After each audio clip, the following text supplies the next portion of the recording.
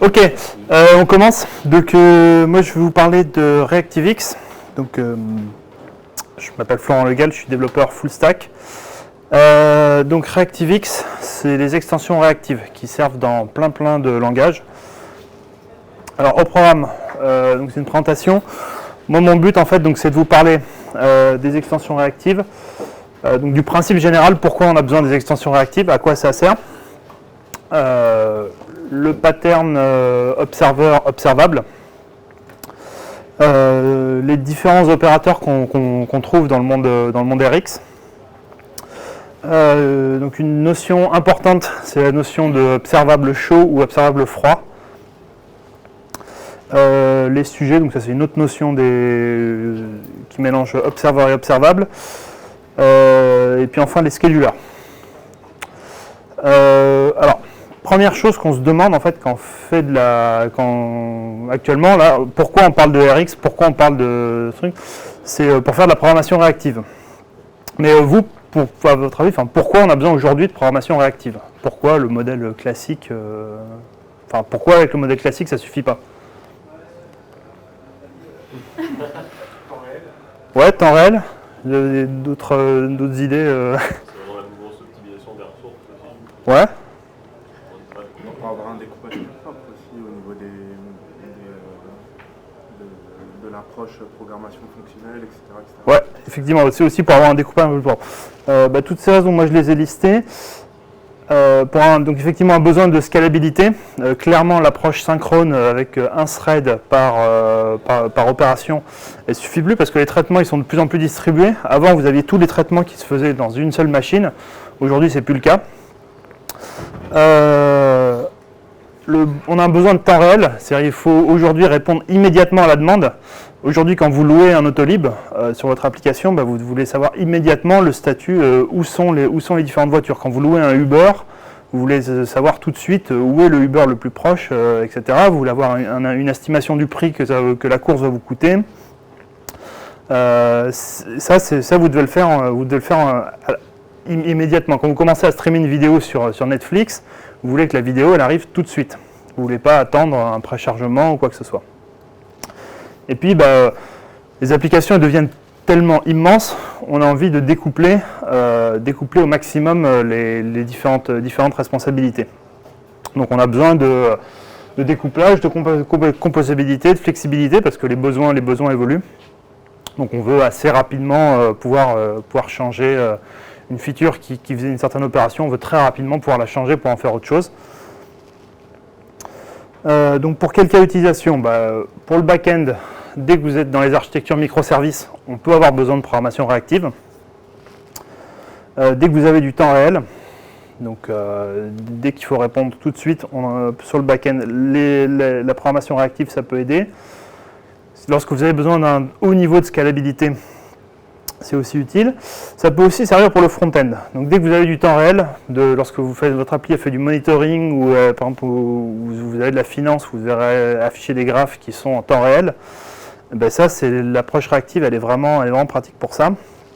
Puis pour les applications très complexes.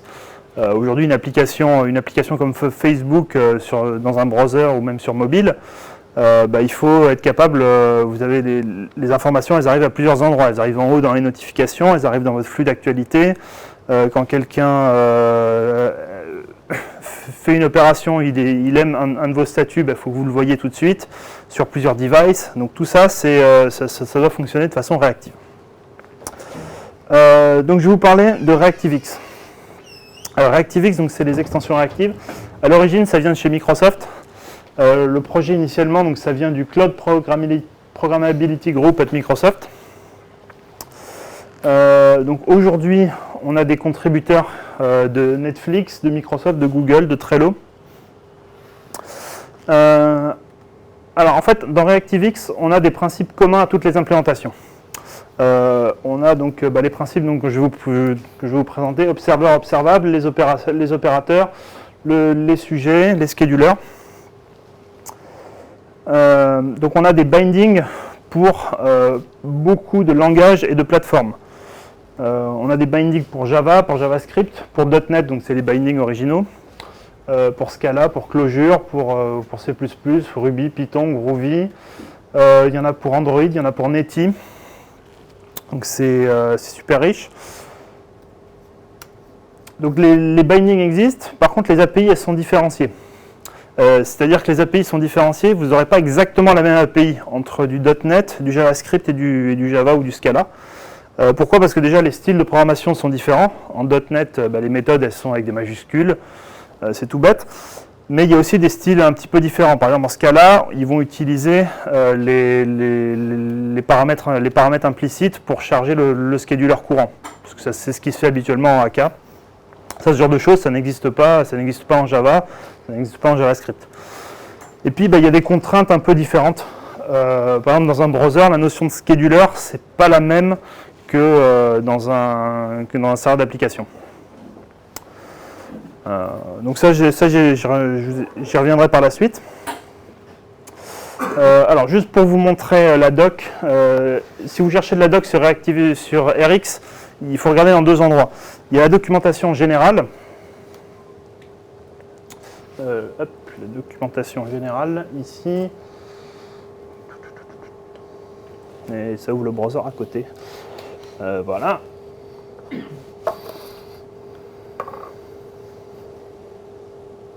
Donc ça, c'est la doc générale. Dessus, en fait, on va trouver on va avoir des explications sur vraiment comment fonctionne RX de façon générale. Si on cherche une documentation, où est ma presse? Yes. Si on cherche une documentation plus spécifique par API, il faut regarder la documentation directement sur chaque projet.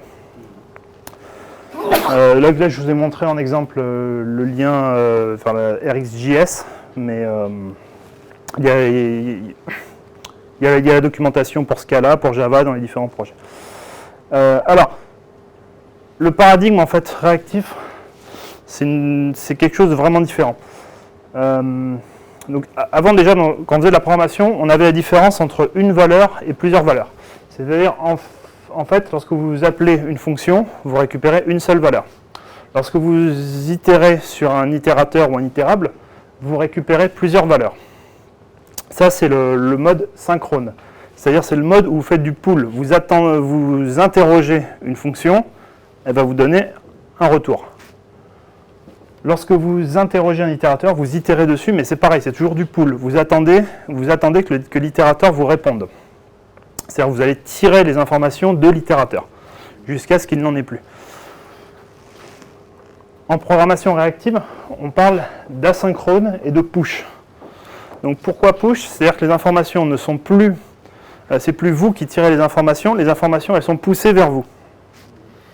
Donc le parallèle en fait en mode push d'une fonction, c'est une promesse ou un futur. Donc avec une promesse ou un futur, alors promesse c'est comment ça s'appelle en JavaScript, futur c'est en Java ou en Scala. Ça vous renvoie qu'une seule valeur. Et le parallèle en fait asynchrone d'un itérateur ou d'un itérable, c'est un observable. Alors comment ça marche exactement un observable? Je vais faire le parallèle avec un itérable. Lorsque vous voulez récupérer des données sur un itérable, vous appelez la méthode next qui vous renvoie la valeur suivante. Avec un observable, vous implémentez une fonction qui s'appelle onNext qui va être appelée avec la nouvelle valeur. Lorsque vous découvrez qu'il y a une erreur sur un itérable classique, la méthode next en fait elle vous jette une exception. Ici vous avez une autre callback qui est la callback onError qui est appelée avec une exception. Et enfin lorsque c'est terminé, c'est à vous de gérer en fait en pool, en mode synchrone, c'est à vous de sortir de votre boucle. Vous avez typiquement une méthode asNext que vous devez interroger et vous sortez de votre boucle. Alors effectivement, tout ça en Java 5, vous pouvez avec le for each, ça le fait pour vous. N'empêche que derrière, il y a quand même un appel à faire asNext, un return. Là, en mode push, on a une méthode onCompleted. Donc ces trois méthodes, en fait, ça définit l'interface qu'on va retrouver sur les observateurs. Ça permet de modéliser à peu près tout. ça permet de modéliser un traitement, en fait, où on va recevoir des valeurs. À un moment, donc on va recevoir une valeur. Peut-être on peut recevoir 0 valeur. On peut recevoir 0 valeur, on peut recevoir une valeur, on peut recevoir n valeurs. À un moment, ça va se terminer, ou pas. Ça se trouve, ça ne peut tout simplement ne pas se terminer. Donc on peut modéliser à peu près tout avec ça. Alors la notion d'observable, c'est quoi? L'observable, c'est une fonction. Lorsqu'elle est appelée, elle vous renvoie 0 ou un nombre de valeurs infini entre maintenant et la fin des temps. Vous ne savez pas quand est-ce que ça va s'arrêter. Vous ne savez pas si ça peut vous renvoyer 0 valeur, ça peut vous renvoyer une infinité de valeurs, ça peut vous renvoyer n valeurs, une valeur. Et là, c'est entre maintenant et la fin des temps. Vous ne savez pas quand est-ce que ça va se terminer. Le contrat, par contre, c'est quand même le contrat. Vous êtes certain, onNext, il sera appelé n fois, onError ou onCompleted, vous ne l'aurez qu'une seule fois. C'est-à-dire ça se termine en fait. C'est vraiment des opérateurs c'est vraiment une action en fait qui indique la fin de vie de l'observable. Donc ça, cette définition, je l'ai vue dans une presse de Paul Taylor à Reactive 2015. Moi, je l'aime bien. Ça décrit vraiment ce qu'est un observable. Alors, l'observateur. L'observateur, c'est quoi? C'est tout bête, hein, c'est une interface avec 3 méthodes principales. onNext, onCompleted, onError. Donc c'est comme ça qu'on implémente un observateur. On fournit en fait ces 3 implémentations. Et voilà. Alors en pratique, on n'appelle pas ces 3 méthodes, on ne les appelle pas nous-mêmes. Enfin, c'est très rare d'avoir à appeler nous-mêmes ces méthodes. En pratique, on fournit plus une implémentation d'un observateur qu'on appelle ces méthodes. Alors en JavaScript, ça se fait via la méthode rxObserver.create. Et là, vous lui passez 3 fonctions, onNext, onError, onCompleted. Ça, c'est la façon de créer un observateur. En Java, c'est une interface à implémenter. En ce cas-là, c'est à peu près pareil. Alors, l'observable, c'est quoi? L'observable, le nom dit, c'est observable, donc en gros, on peut enregistrer des observateurs dessus. Enregistrer des observateurs dessus, c'est très simple, ça se fait avec la méthode subscribe. Vous lui passez soit un observateur, soit vous pouvez directement aussi lui passer les 3 fonctions onNext, onError, onCompleted, et il va lui-même créer un observateur à partir de ça. Voilà, et on a le for each, c'est pareil, subscribe et for each en fait c'est des synonymes. Pourquoi c'est des synonymes? Parce qu'en fait un observateur il renvoie rien, donc c'est un traitement qui renvoie rien. Donc subscribe et for each, ça revient exactement au même. Vous allez me dire, ouais mais observable en fait c'est quoi en fait? Parce qu'au final j'ai un peu l'impression de retrouver le design pattern observer, design pattern gang of 4 observer. Sauf qu'en plus, on a rajouté 2 méthodes pour signaler les erreurs et la fin du flux. En fait, la richesse qui vient avec Rx, c'est les observateurs. En gros, c'est les opérateurs. Les opérateurs vont vous permettre, en fait, à partir d'un observable, de le transformer en un autre observable qui est un petit peu différent. Donc, qui va vous permettre de transformer les données, de les combiner, de les manipuler, un petit peu comme on fait en programmation fonctionnelle. Donc avant de vous montrer les différents opérateurs, il y a un truc à bien comprendre, c'est ce qu'on appelle le marble diagram. Ça on l'a dans la doc de tous les opérateurs Rx. Alors dans leur documentation, ils ont un diagramme comme ça. C'est important de bien le comprendre. Donc quand vous avez une flèche ici, ça correspond en fait à une ligne de vie. Donc une ligne de vie d'un observateur ou d'un observable, avec différents événements qui sont postés. Donc un événement, une étoile rouge, un triangle jaune, un pentagone vert, etc. Donc là, ça c'est une timeline. Ça c'est tous les différents événements, tous les différents éléments qui vont être reçus. Quand on a une barre verticale comme ça, ça veut dire que l'événement s'est terminé avec succès. Donc ça correspond à l'événement onCompleted. Donc ça, j'y reviendrai juste après. C'est mon opérateur. On a ici la même chose, sauf que là, on a une croix. Donc une croix, ça signifie que c'est en erreur. Donc c'est en erreur, donc le flux s'arrête.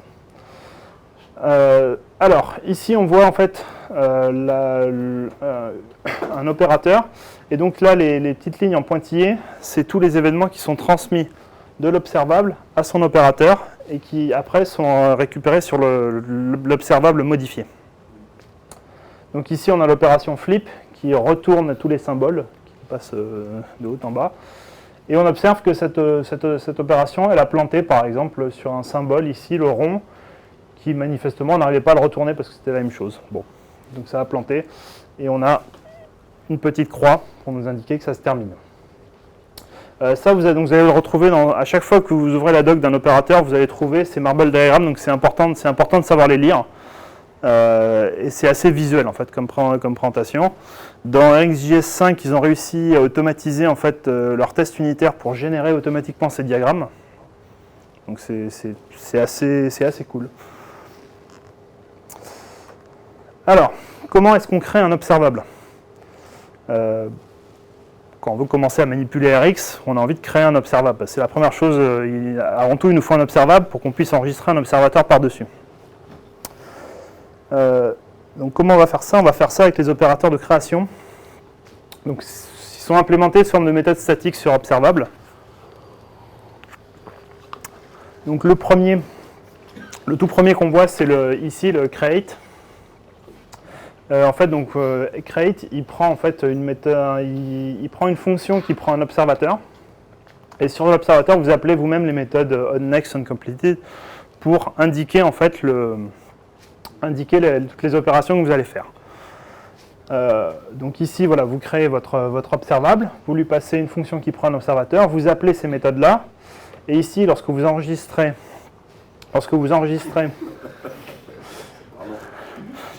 un observateur, on va voir ici l'appel des différentes méthodes, next, 42, puis suivi de completed. En pratique, on ne fait jamais ça.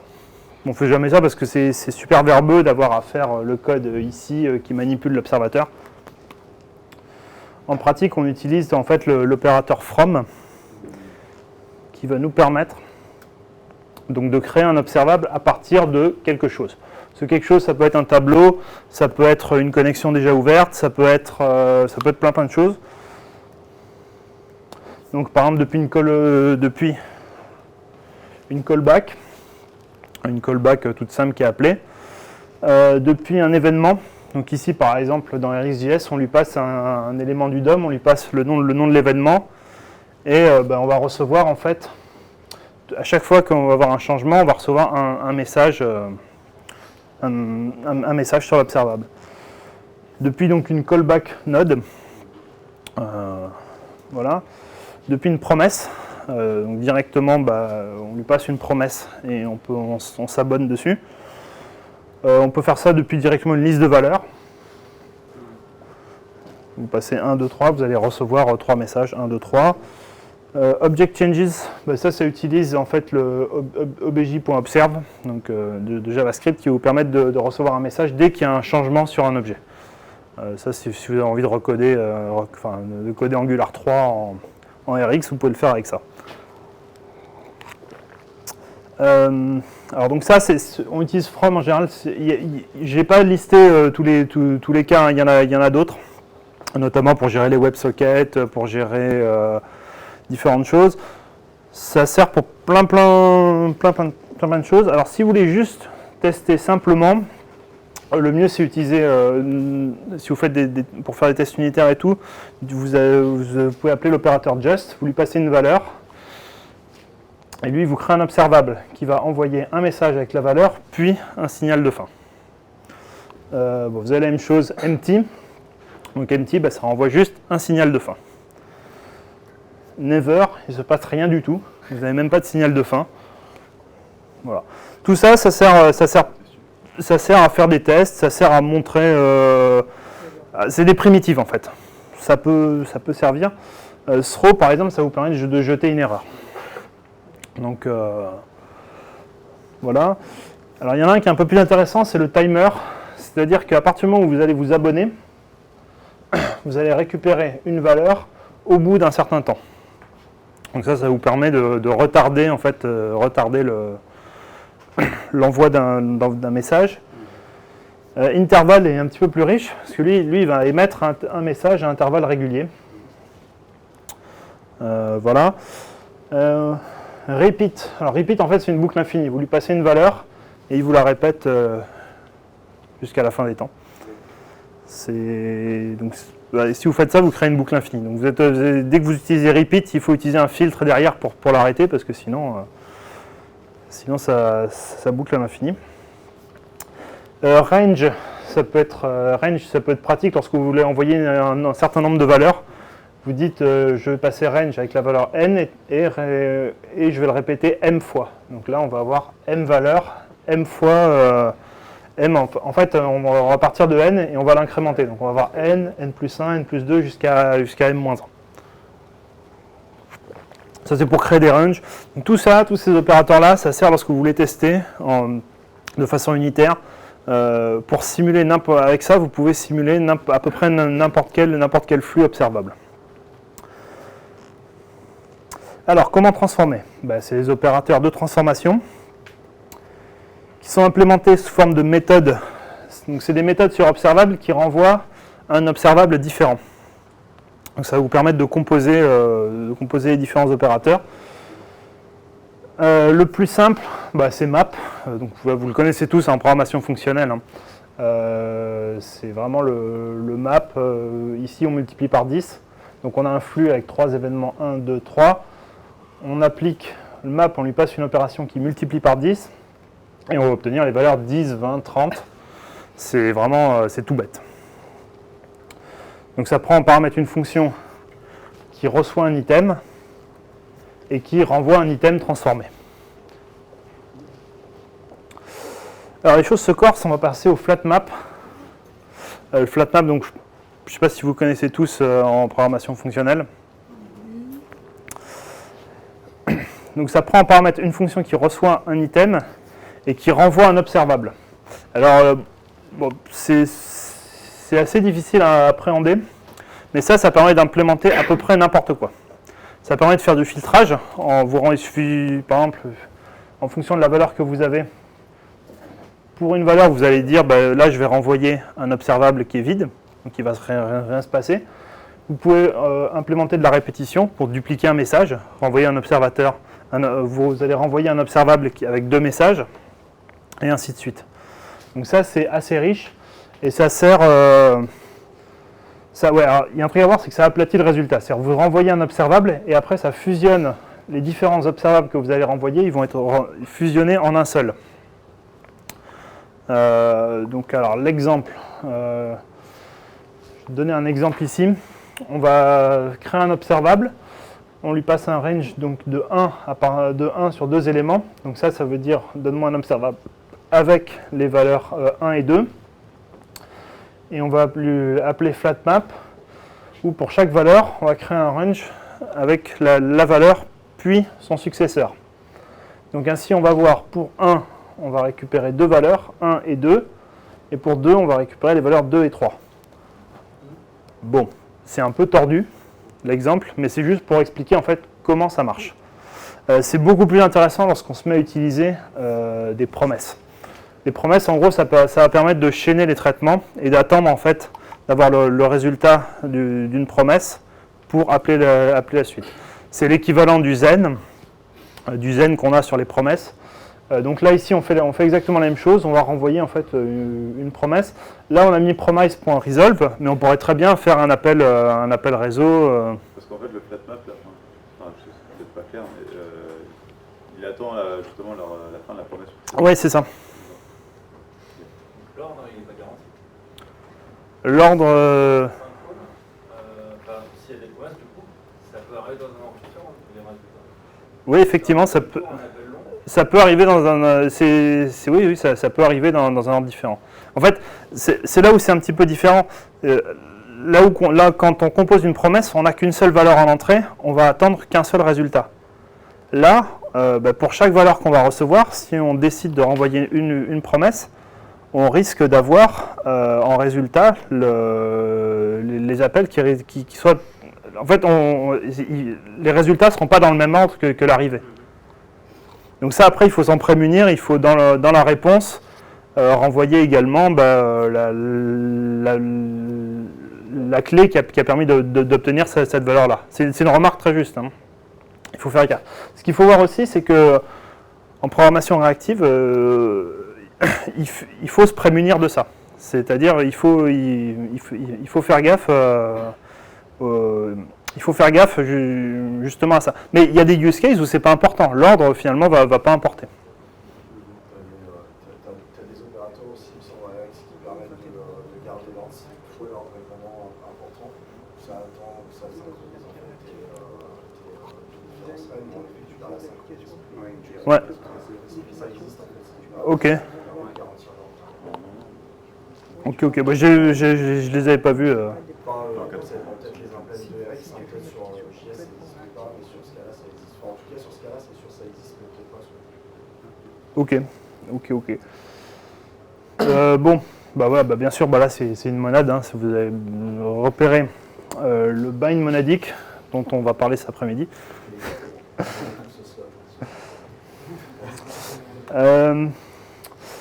Je vous montre un autre opérateur, c'est le scan.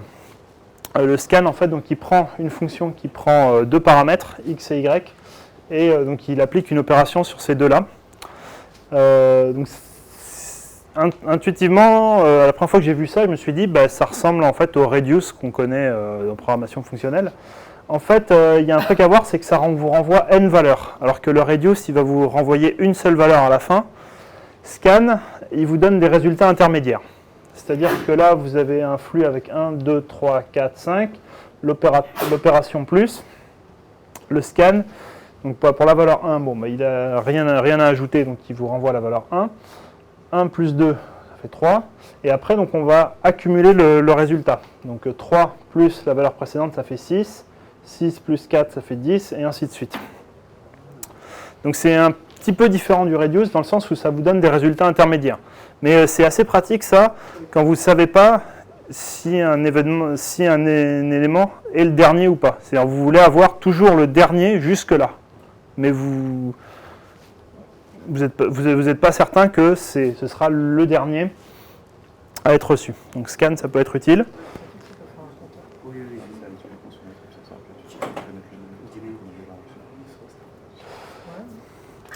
Alors le filter, filter c'est tout bête, hein, ça ne garde que les éléments qui passent à un prédicat.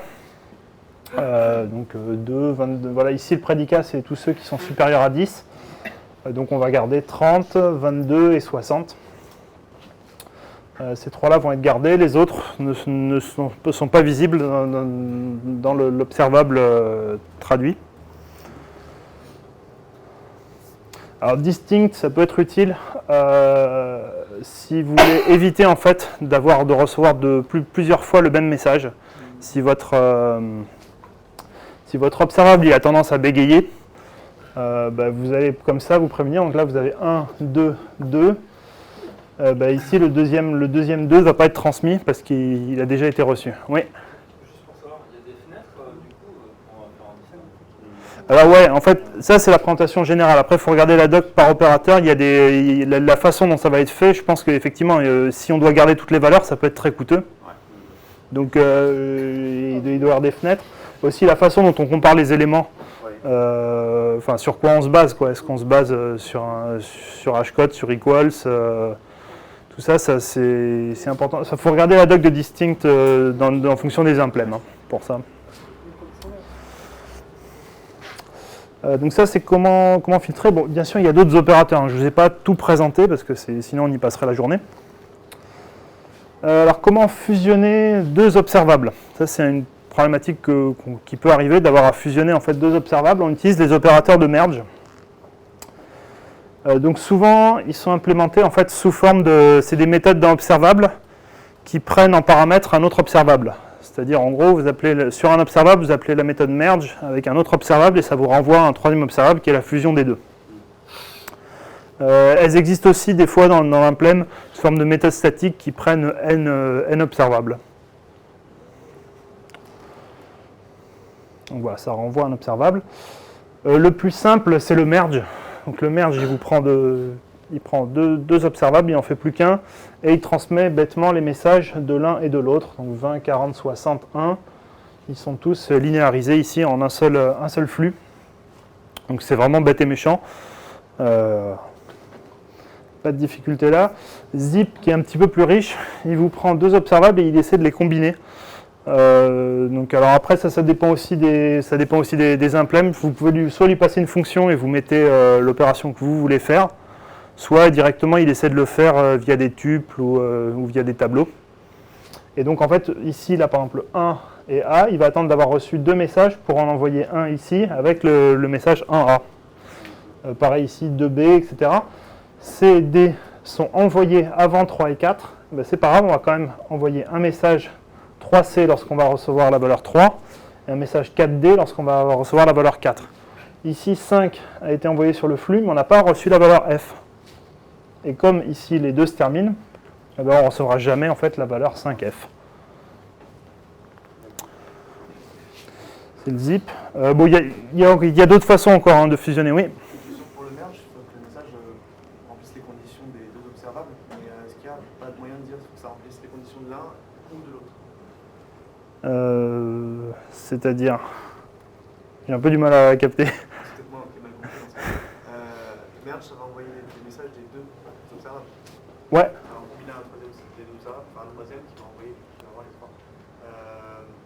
Imaginons qu'on veuille. Ok, non, en fait, c'est moi. Pardon, je suis posé la question, c'est Ok. Ben, en fait, c'est assez bête, hein. Ça prend vraiment ce qu'il y a d'un côté, ce qu'il y a de l'autre. Hein. Alors, comment agréger?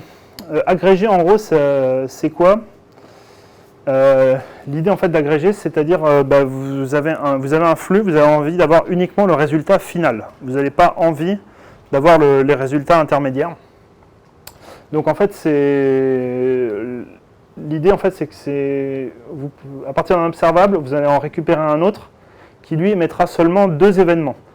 Un événement onNext avec la valeur finale et un événement onCompleted. Ou bien s'il y a une erreur, vous allez juste avoir l'événement onError. Et vous n'allez pas avoir plusieurs appels à onNext.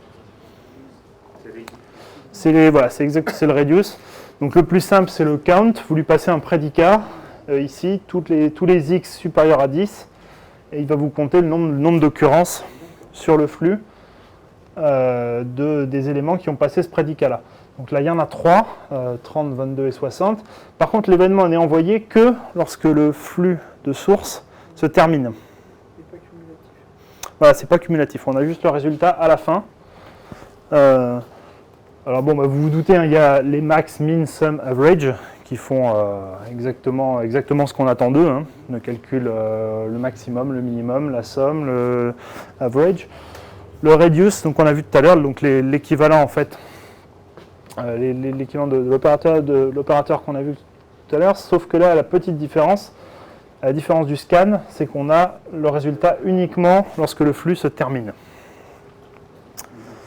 Voilà, donc là on sait quand même faire plein de choses, on sait créer les observables, on sait les manipuler, on sait les transformer, on sait filtrer, on sait agréger. Ça commence à devenir intéressant. Alors après je vais vous parler de back pressure. Alors back pressure, est-ce qu'il y en a qui en ont déjà entendu parler? Ça va presque à quoi ça sert? Bon, l'idée de la back pressure, en fait, le but, c'est de répondre à une question. Que faire quand on reçoit beaucoup plus d'événements qu'on peut en traiter? C'est un problème, en fait, quand on est soumis à... On reçoit beaucoup d'événements et on ne sait pas quoi faire. Pour vous, vous aurez quoi comme idée quand vous recevez trop d'événements que vous ne pouvez en traiter? Vous aurez quoi comme idée pour faire ça? Notifier son observable. Notifier son observable pour faire remonter l'info comme quoi Ouais. il y a trop de consommation et qu'il faut peut-être ralentir le flux quand c'est possible. Ouais, ok. Alors, S'il y a d'autres Ouais, on n'en prend plus, on les ignore. Horizontalement. Ouais, scaler horizontalement, mais bon, ok. Voilà, tout ça, c'est des choses qu'on peut faire. RX nous fournit des choses pour gérer la back pressure. Il n'y a pas de solution, je dirais, miracle. La solution, elle s'adapte en fonction de vos contraintes. Il n'y a pas une solution de dire back pressure, il faut absolument faire ça. Il y a plein de solutions. La solution peut-être la plus simple, c'est d'attendre. Si vous savez que par exemple que votre flux d'événements il est lié à un moment, il est lié vraiment à un moment temporel, vous allez attendre la tempête et vous allez traiter à ce moment-là. Ça c'est une solution. Après ça marche pas tout le temps, mais ça peut être utile. Vous pouvez échantillonner, c'est-à-dire dire bon finalement moi ce que font mes observateurs ils font pas grand-chose, ils sont juste là pour collecter des stats. Moi finalement mes stats, si j'en prends au lieu de faire des stats sur tous mes éléments, je peux en faire des stats sur 1/100. Finalement ce sera aussi représentatif parce que je reçois 100 000 éléments, donc 1/100 de 100 000 éléments, ça fait 1000 éléments, donc c'est suffisant. On peut essayer de les regrouper pour les traiter par lot. Donc les regrouper, on va essayer de les regrouper sur une fenêtre de temps ou sur une fenêtre, sur une fenêtre de nombre d'éléments. On peut essayer donc d'appliquer de la conflation. Donc la conflation c'est quoi? C'est en fait d'essayer de traiter en fait à la demande, ne plus les recevoir en fait les événements dès qu'ils arrivent, mais en fait dès qu'on a la capacité de les recevoir, on les prend. Tout ça c'est un ensemble de choses. Il y a encore d'autres méthodes d'appliquer la back pressure. Du coup, quand tu passes en conflation, tu changes un peu de pragmatisme. On change de paradigme. Je vais le montrer juste après. Donc, la façon la plus naïve, c'est vraiment d'utiliser le throttle ou des bands, c'est-à-dire d'attendre à la fin de la tempête. Vous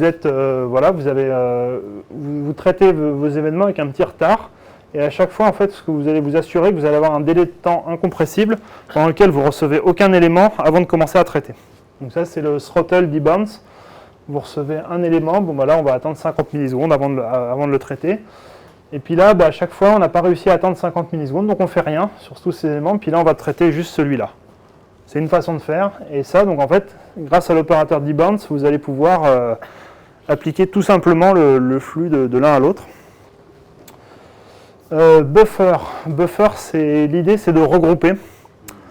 On regroupe sur des fenêtres, donc sur un buffer qui peut être soit défini en taille d'éléments, c'est-à-dire vous les regroupez par paquet de 1000, soit regroupé en durée temporelle, c'est-à-dire toutes les secondes vous allez recevoir un message avec le résultat du buffer.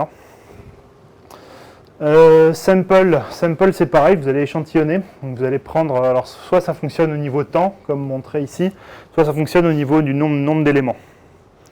À vous de voir lequel est le plus pratique. Alors pour essayer d'appliquer de la compilation, on va changer un peu de modèle, on va utiliser un controlled observable. Controlled observable, c'est vous qui allez explicitement demander request, vous allez demander à votre observable une valeur. Et donc vous allez recevoir cette valeur uniquement lorsque vous la demandez. Ça change un petit peu de paradigme, c'est-à-dire que c'est plus du pull complètement, c'est plus du push complètement, on revient sur un mécanisme de pull. Ce qui change un petit peu la donne. Mais parfois ça peut servir. Alors, hot or cold. Ça c'est un truc qu'on voit dans RX, la notion d'observable chaud ou d'observable froid. Est-ce que vous avez une petite idée de ce que c'est ou... Alors ça c'est assez important de comprendre. L'idée c'est qu'en fait un observable chaud, il n'attend pas qu'un observeur se connecte pour émettre. C'est-à-dire qu'en fait vous abonnez et vous ne recevez que les nouveaux événements. Donc par exemple, vous allez avoir un flux d'informations, donc des logs, des infos financières et tout. Ça, c'est assez souvent un observable chaud. parce que au moment où vous connectez, vous n'allez pas récupérer tout l'historique, vous allez juste récupérer les nouveautés.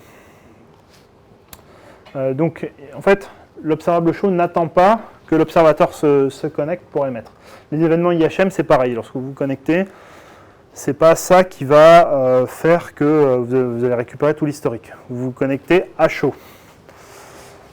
Un observable froid, c'est différent. Il attend qu'un observable se connecte pour émettre. Donc, à la première connexion, l'observateur va recevoir tous les événements. Alors l'exemple, ça, c'est en général tout ce qui est assez séquentiel. Par exemple, lorsque vous lisez un fichier, c'est normal en fait que lorsque vous vous abonnez, vous receviez tous les événements. Pareil, une requête HTTP, une requête SQL, c'est important de savoir ça. La différence entre observable chaud et observable froid, elle est assez fine et elle n'existe pas en fait dans le typage. C'est un observable, il n'est pas typé comme chaud ou typé comme froid.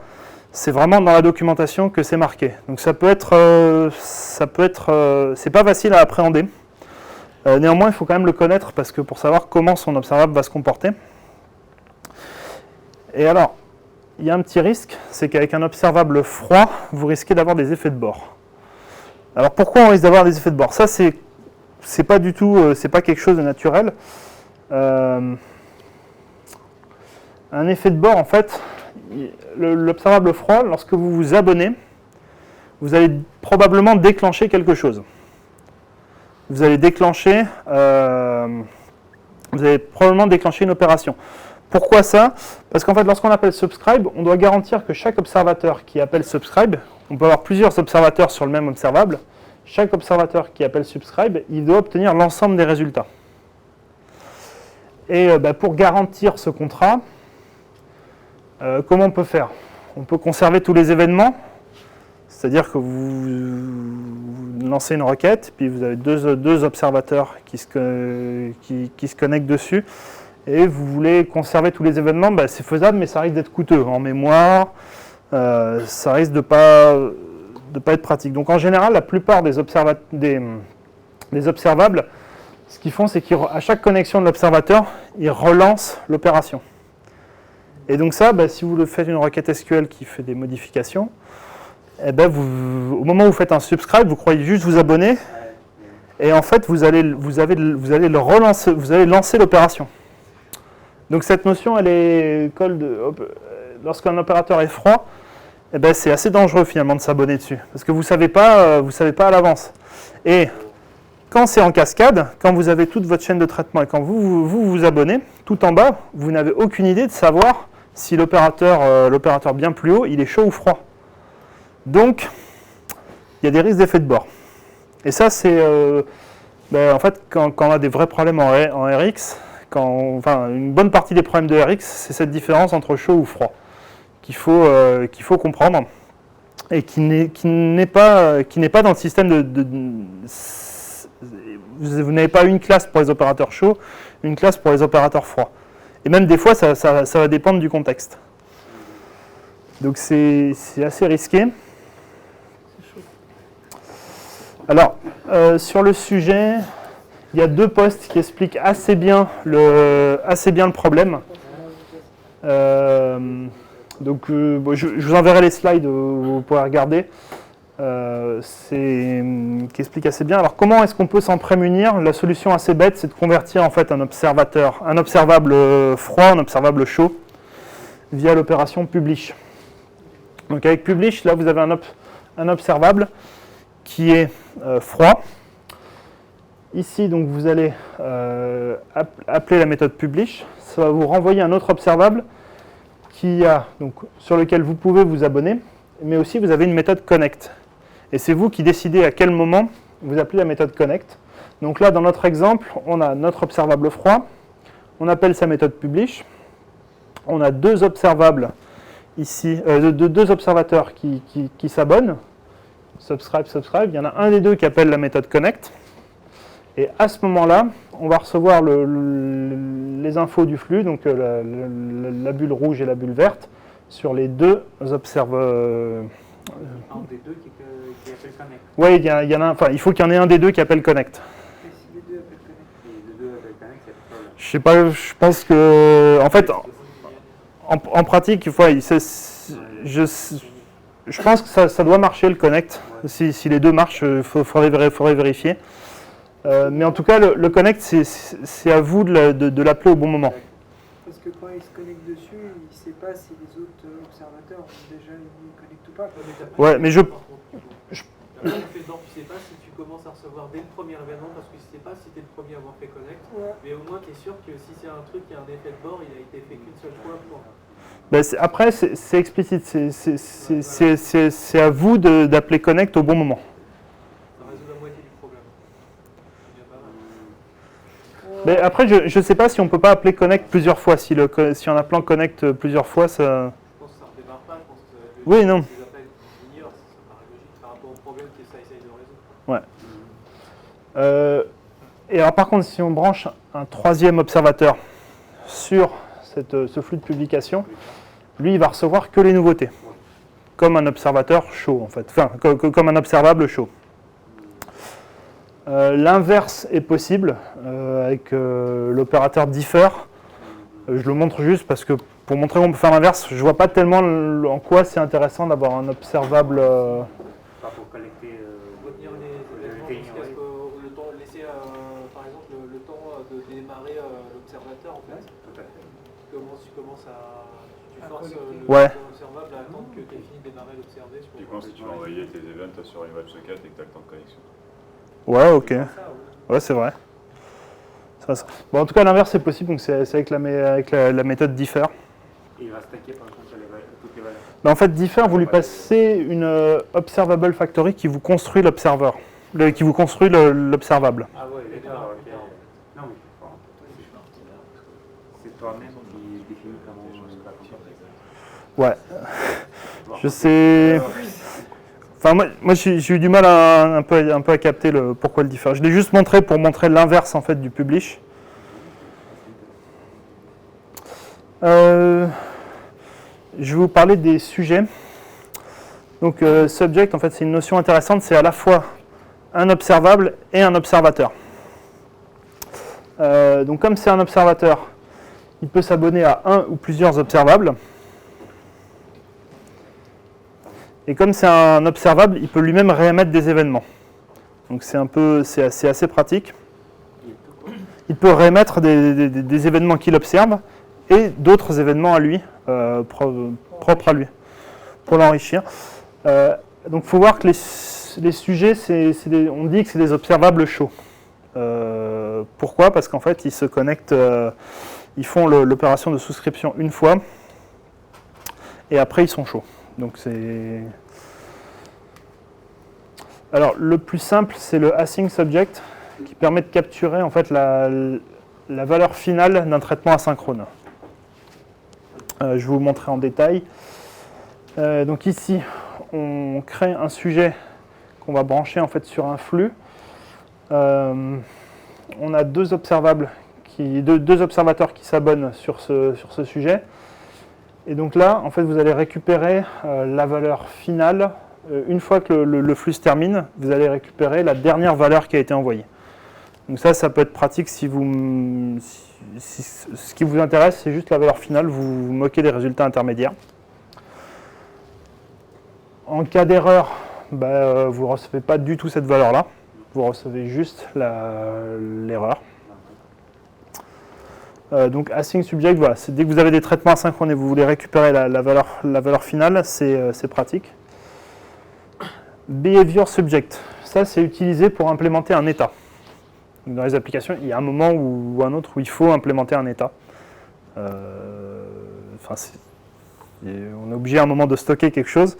Behavior subject va vous aider à ça. Alors comment ça marche? Vous construisez un behavior subject avec une valeur par défaut. Vous lui passez deux choses. Vous lui passez une valeur par défaut et un observable sur lequel on va s'abonner. Donc, tant qu'on n'a pas reçu de nouvelles valeurs, si vous enregistrez un observateur dessus, vous allez récupérer la valeur par défaut. Sur ce flux, en fait, ici, vous allez que ce flux va modifier l'état de l'observateur. Donc, en vous abonnant, là, si vous étiez déjà abonné, si on reçoit une valeur, elle est transmise à l'observateur. Lorsque vous vous connectez en cours de route, vous recevez la dernière valeur. Donc ça, en fait, ça sert à implémenter un état. Dans RxJS, c'est comme ça qu'en fait les stores, enfin l'équivalent des stores de flux sont implémentés. C'est une façon de faire. En gros, dès que vous voyez behavior subject, c'est derrière vous avez un état. Oui, tu reçois le message en fait. Est-ce qu'en sortie dans ton observable, tu vas avoir. Alors si on avait un autre vers, c'est ça? Alors ici tu vas le recevoir. Ouais, je pense que tu vas le recevoir. Il y a à tester. Par contre ici tu ne le recevras qu'une seule fois parce que tu reçois la valeur courante. Après je ne sais pas si lui fait une comparaison, sachant que c'est un état pour ne pas te donner, pour ne pas te redonner une valeur qu'il a déjà. Donc ouais, dès que vous voyez behavior subject, c'est qu'il y a un état derrière. Bon, bah, la même chose ici, si c'est en erreur. Donc ici, vous vous abonnez, vous avez la valeur par défaut, il y a une mise à jour, vous récupérez cette valeur-là, ça tombe en erreur. Et après, si vous vous abonnez, après que ce soit tombé en erreur, vous récupérez juste l'erreur. Replay subject, donc celui-là il est utilisé dès que vous avez un historique à implémenter. Alors un historique c'est quoi? C'est vous vous abonnez, vous avez les différentes valeurs et lorsque vous vous reconnectez, lorsque vous connectez, vous allez recevoir tous les événements précédents. C'est un peu comme froid, mais... Ouais, c'est un peu comme froid, mais ça reste un opérateur chaud dans le sens, Oui, il ne change pas le... dans le sens où la souscription à l'observable source, elle n'est faite qu'une seule fois. Ah, oui. Autrement dit, en gros, ça mémorise toutes les opérations, ça mémorise tout le flux. Donc ça, c'est intéressant, il faut voir que ça coûte. Si vous avez beaucoup d'événements, ils vont être tous stockés en mémoire. Dans RxJS, j'ai vu un exemple où on faisait du undo-redo en utilisant ça. Et undo-redo était en fait replay subject, on peut lui passer une capacité. On va lui dire mémorise-moi les 10 dernières opérations. Et en fait, le undo-redo servait en fait, on servait de ça pour implémenter un undo-redo. Donc voilà, ça c'est pour les sujets. Il y a les sujets, on les voit assez couramment. C'est assez souvent ce qui est utilisé en dernière étape en fait avant de mettre. C'est soit utilisé au tout début pour implémenter un store, soit utilisé en dernière étape pour juste avant en fait la partie affichage. Du moins dans RxJS dans les interfaces. Alors, je vais vous montrer après la notion de scheduler. Donc les schedulers, c'est utilisé en fait pour définir un contexte d'exécution. Alors c'est quoi un contexte d'exécution? Dans le monde Java.NET, en gros dans le monde des back-ends, ça sert à répondre à la question dans quel thread est notifié mon observable ou mon observateur. Dans quel thread, dans quel pool de thread, dans quel contexte en fait. Dans le monde JavaScript, on pourrait se dire naïvement, en JavaScript il n'y a pas de thread, donc les schedulers n'ont pas leur place. En fait, ça répond à peu près à la même question, c'est-à-dire est-ce qu'on va l'exécuter immédiatement, c'est-à-dire lorsque vous enregistrez un observable, un observateur, tout va être exécuté de façon dans le même appel de fonction. Est-ce qu'on va utiliser un set timeout pour l'exécuter plus tard? Est-ce qu'on ne va pas utiliser un request animation frame pour exécuter certains traitements au dernier moment? C'est au dernier moment, c'est juste avant de l'afficher. Request animation frame va vous garantir en fait vous donnez la main uniquement lorsqu'il est prêt à afficher. Donc ça c'est utile. J'ai vu dans les implems d'Rx pour Angular qu'ils avaient un contexte, en fait, un scheduler qui servait directement à faire le scope de leur apply. pour exécuter les modifications dans un scope Angular. Donc là, il y a deux méthodes pour ça. Observe on, qui sert à définir le contexte d'exécution des observateurs d'un observable. Donc là, tout ce qui va s'abonner à votre observable va être tourné dans un contexte. Et il y a une autre méthode qui s'appelle subscribe on, qui permet de définir le contexte d'exécution des opérateurs de l'observable. C'est bon,